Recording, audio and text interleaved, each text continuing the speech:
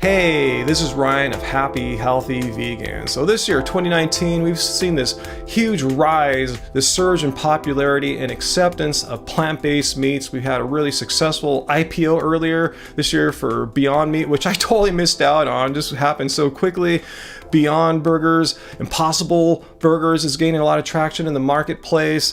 You see all these fast food restaurants offering now plant-based food options, usually based on one of these two companies I just mentioned. So, the beef industry is losing some market share, and we'll see in a second. It's really not that much. They really don't have too much to worry about at this point, but they're already up in arms, reacting, making up a bunch of lies, just complete nonsense, trying to defend their products. First of all, let's see how much market share has alternative plant-based meats really taken away from the beef industry. But yeah, it's sort of a David and Goliath picture here, because Beyond Meat is going to have, maybe $240 million in revenues this year. Whereas the cattle industry, the USD estimates the cattle herd has a market value of $67 billion. But indeed, this really is a David and Goliath situation. We're talking about barely a $250 million of revenue for Beyond Meat compared to $67 billion for the beef industry. So why are they so up in arms lately? Beyond Meat and Impossible Burger have such momentum, and ranchers are taking notice, and they have several beefs. Beef number one. A Beyond Meat CEO told me land use. He uses less than 1/10 of the land necessary to provide the same amount of protein that cattle use. That's so true. As more people become more aware of the environmental footprint of their food production, you just can't beat plant-based meats when it comes to making an environmentally friendly food product. And this reporter was correct. Beyond Meat's product was tested in a University of Michigan study, a peer-reviewed published study comparing the environmental footprint of producing traditional beef versus plant-based meats, and it's not even close. I mean, this is ridiculous. The Beyond Burger uses 99% less water, 99%, 93% less land, 90% fewer greenhouse gas emissions, and about half the energy compared to producing traditional beef burgers. But Montana and Wyoming rancher Brett Crosby says all land is not created equal. Oh, really? This ought to be good.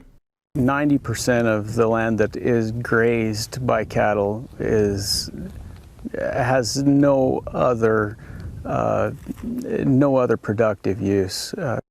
So that one comment there alone is enough for me to make a response video, because this is one of the wildest things I've ever heard. I mean, I can go off on this for like 20 minutes, but I'll try to keep it brief here. First of all, I have no idea where he got this really scientific sounding statistic with 90% of land that's otherwise has no productive use. I couldn't find it anywhere, and I did some extensive searching. As far as I know, it's probably something that the beef industry tells each other to make it sound like that they're doing something really beneficial for humankind by making use of this otherwise unusable land, which is complete nonsense. First of all, let's look at the land that he's standing on here, this otherwise unusable land. It looks like it could be used for a lot of things. First of all, if there's no cattle there, it's already being used by the native plants and animals who otherwise would be displaced or destroyed by the introduction of grazing livestock. Every year, the Bureau of Land Management, an agency within the U.S. Department of the Interior, rounds up thousands of wild horses and burros from our public lands in the West. Unfortunately, they have to compete for their resources with commercial interests such as livestock. They round up wild horses and burros en masse. And they do that through a few different means, but the primary one that they use is through helicopter stampede. So as a tax-paying United States citizen and a vegan, it really angers me that my earnings go to fund this horrific practice that benefits the cattle industry, the killing of wild horses, so they don't compete with the resources that these grazing cattle want to have. And I want to point out, if you're eating plant-based burgers, this cruel practice, this expensive practice that's done for the benefit solely of the beef industry doesn't have to happen. I also want to point out that livestock or livestock feed occupies 1/3 of the Earth's ice-free land, and another study shows that livestock covers 45% of the Earth's total land. Furthermore, numerous studies and reports conclude that animal agriculture is the leading cause of species extinction, ocean dead zones, water pollution, and habitat destruction. 90% of the land that is grazed by cattle has no other productive use. Well, obviously, your productive use of the land is a little too productive because you're leading to all these problems that I just outlined here: habitat destruction, species extinction, water pollution, even ocean dead zones. So you guys aren't the best stewards of the land, as your track record here shows. And again, remember, by switching to plant-based burgers, it requires 93% less land, 99% less water. So you guys cannot even compete remotely as far as environmental factors go. And you're saying this land has no other productive use than to have cattle graze it? I mean, how self-serving and how narrow-minded. What do you mean by productive use? I see lots of other productive uses for that land there behind you. For one, it could be used as a wildlife preserve. What do you think about that? Just let the land be natural, open to all animals to freely roam the land and not be shot by the United States government. As well, I mean, you could build on that land. It doesn't look that horrible. I've seen people build towns and houses in much more weird, environmentally challenging places, like, say, Las Vegas. So it's just really self-serving to proclaim this land is completely useless and it must be utilized by cattle. Have you tried a plant-based meat? I've tried them all, yes, I have. What do you think? So I will say that the last is the science improves, those products are getting better.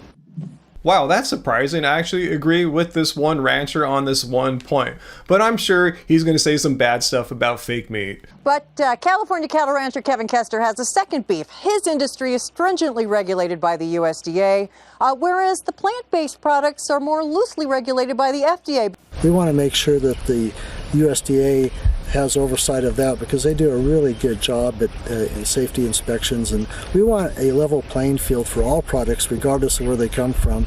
I mean, is he serious here that plant-based meats, which don't have the same problems that animal meat has, that they get bacteria rather quickly and easily and goes bad and makes you sick? That's why there are so many regulations in place, because of all the dangers of eating meat, which don't exist with plant-based meats. I mean, it'd be absolutely pointless and expensive to have the same safety inspections, the needless safety inspections for plant-based meats. I mean, yeah, you're supposed to keep Beyond Meat refrigerated, and they recommend that you cook it, but I'm pretty damn sure if you had to eat it raw, it wouldn't make you sick in the same way that eating some old raw meat would make you.